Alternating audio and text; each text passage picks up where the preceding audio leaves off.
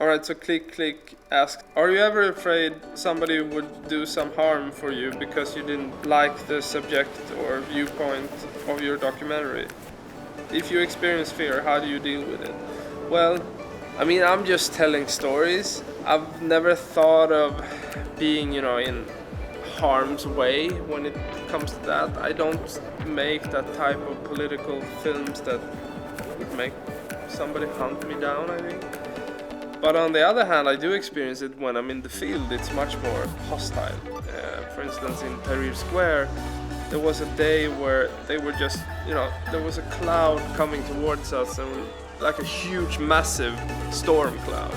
But it was rocks being thrown, and it was just getting closer and closer and closer. Those times, of course, you feel fear for your life and for, what the hell am I gonna do?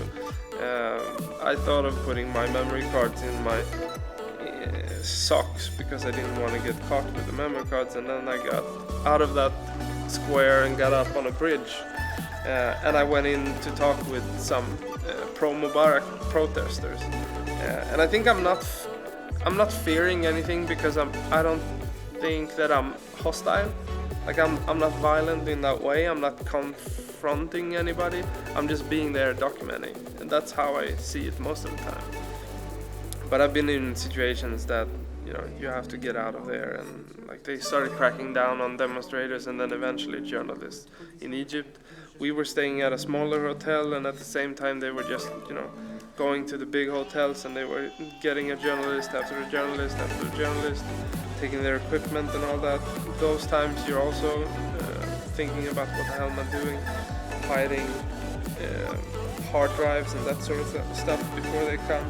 They didn't come, but you take precautions, of course, and you take precautions for anything like online activity. You think twice about like how do you communicate with subjects and all those things. But it's a huge subject.